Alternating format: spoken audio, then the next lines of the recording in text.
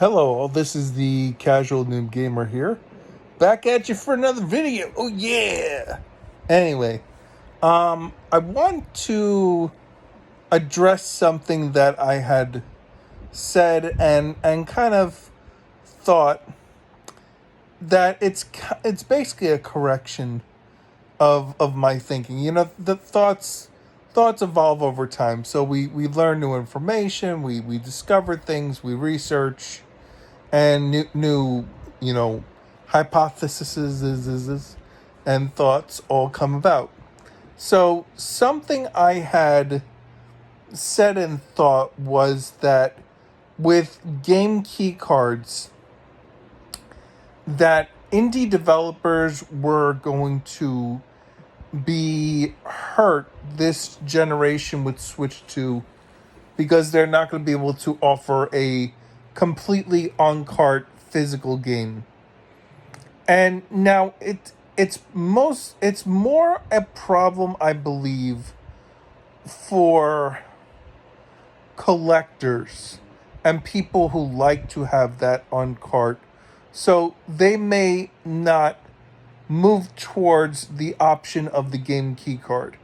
But in an interview, I didn't see the interview, but I saw an excerpt from Matt Piscatella, I believe, posted it, that Kawakara, the president of Nintendo right now. I'm sorry, I'm not good with pronunciation or enunciation. One or the other. Not good with English.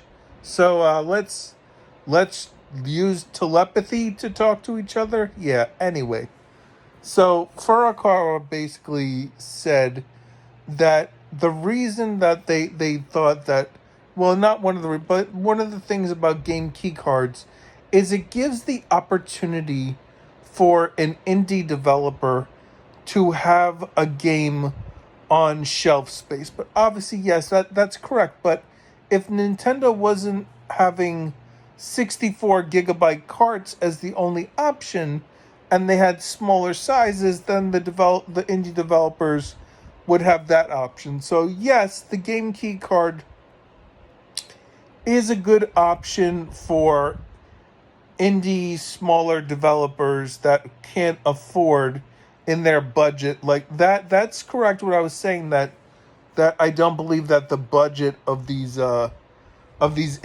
smaller developers are going to be able to allocate the the money in the budget to justify purchasing a 64 gigabyte card, especially if that card is like $16. And a lot of times, most indie games are like $20 to $35 at retail. You got to consider a middleman and whatnot. I mean, you're having, I mean, just ridiculously no profits on selling that game that way. So yes, a game key card is good in the fact that since it would be, obviously not $16, but a lot cheaper, maybe even cheaper than a smaller game card that was on Switch One. So maybe that's why it's even cheaper, and it's an option in that indie developer can now put their game on a retail shelf. And let's be honest, I mean, there aren't a lot of retail stores that are selling games compared to the amount. Pretty much every retail store that sells games has an online store, except for small mom and pops. But I mean, that retail space, when you have that wall of games and you can put your game as a developer or publisher or whatever to put your game on display, that is free advertising for your game, because someone can walk over to that box, pick it up, you take a look at the back, inspect it, hold it in their hands. It's psychologically, when you're able to kind of hold something, you're like, oh, well, I'm just one step away from owning this if I have the resources and ability to get it. So it's obviously, you could still, there's plenty of online shopping, as we've seen by what statistics and stuff that we have of people shopping online, that a lot of shopping has shifted to online stuff. But I mean, Amazon is one of the biggest retailers, and they pretty much have very little to no retail space. Not that they have none. There are some small Amazon stores, but the amount of stuff that Amazon and even Walmart online, ships with stuff, and Best Buys and Targets and whatnot. But the point is that my correction is that the game key cards, I said that I mean, I don't like them. That hasn't changed. But that doesn't mean I will not purchase them. But if it gives a smaller developer the opportunity to put their game to a retail space, that's great. Now, for when it comes to preservation, though, I mean, for preservation, it's absolute garbage, because I mean, eventually when these servers shut down, like right now, if you had a physical NES or Super NES system, or even a Sega Genesis, and you went out and bought cartridges, you could still play those older games, the ones that aren't being made available on like Nintendo Switch online apps and things like that, and other places. So that's where the preservation comes in. And I mean, listen, I mean, when it comes to older games, there are very select few that I'm playing older games. Pretty much, if I play an older game, it's gonna be on one of the subscription services for something. I own a Retron 5 from Hyperkin, but I have mentioned that I have a difficult time understanding the instructions, how to use save states. So, but I did buy a small supply of like physical cartridge based games to play with it at one point. I did a little retro shopping. I mean, but you have that opportunity. If game key cards are where the games are going to be in the future, and then also, I mean, I know the game key cards have a symbol on the cartridge of like a key symbol, so you're kind of not getting bamboozled that if you're buying a game key card, let's say in like 30-40 years, and you want to buy this game, and then it ships to you, and then you look at the cartridge and you're like, oh, it's a game key card, and then you can't use it. Like, I mean, you did buy the game, but you don't have access to the game. So that could be a thing in the future, where people are selling games saying, hey, I got the game, and then you don't know any better and you buy it, and that's not great there. But when it comes to indie developers, I mean, according to Furukawa, that is one of the reasons that they, made, or one of the positives of the game key cards, is that developers that wouldn't normally be able to afford the 64 gigabyte cart, that, I mean, is ridiculously priced, and Nintendo understands that. They have the game key cards. Do I agree with that? No, there should be other options.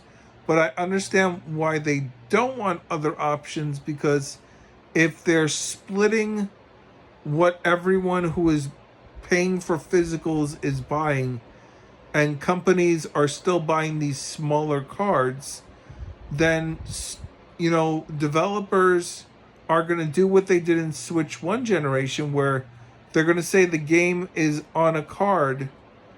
Oh, but not the whole thing. You have to download some of it.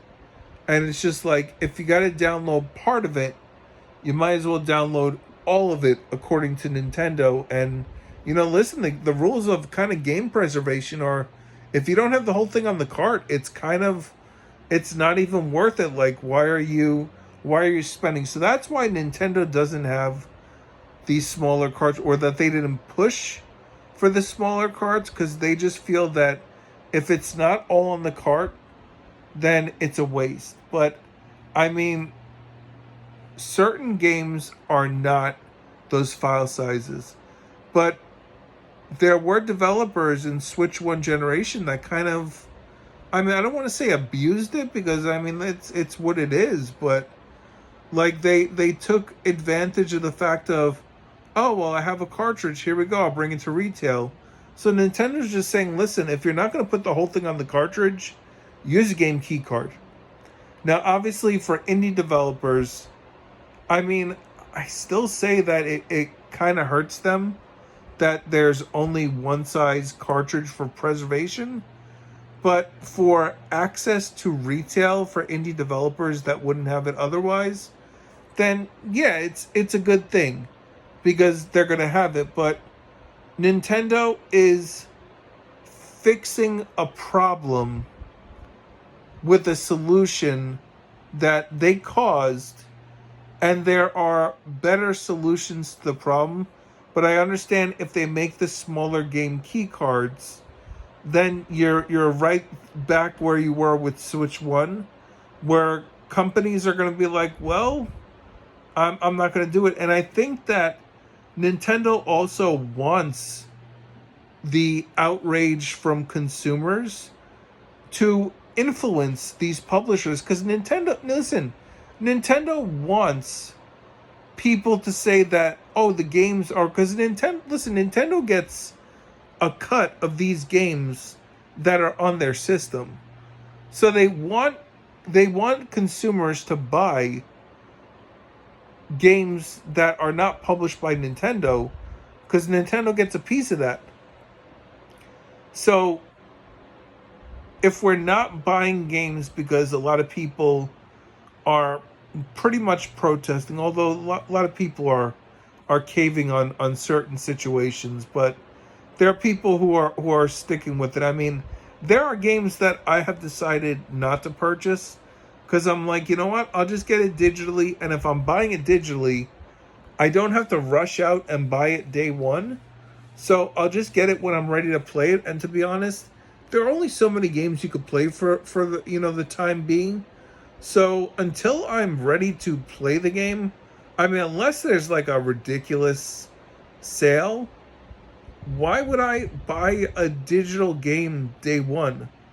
Like Raidu Remastered, why am I gonna buy that? I mean, I know this doesn't, track to indie developers, but it has to do with game key cards. I mean, the same thing for an indie developer, except with indie developers, I would like to support the team, to help them, let them know that the game that they, made is something that I'm very much interested in. And to be honest, the indie games, the smaller games, they're not that expensive that it's really going to not only not break the bank if I get it day one, but if there's a discount, I mean, how much of a discount am I really getting by waiting? So let me help out the developer. I'll help them out. I'll buy digital. I'm really not gonna mess with game key cards. I mean, I got a few just to, because I wanted to get them, but I really feel like now at this point, if I'm gonna get a game that's a game key card, I'm probably just gonna buy it digitally. I mean, I don't sell my games back. I like to keep them even after I'm done with them, so I have it for my collection. I mean, I get that, like, with a game key card, you could, like, trade it to someone, but I really don't have in my situation anyone that likes the games that I play that will trade them. The games that people like that I know are other games that I don't play. So anyway, that is my correction. Game key cards, they have a positive. So indie developers can have shelf space in the store to put their games. Although if you just had a cartridge that they could put their whole game on, they could do the same thing, and then the consumer would be happy too because they would get the full game on the cartridge. I mean, yeah. Anyway, like, subscribe, comment. This is the Casual Noob Gamer. I hope you have a wonderful day. Later.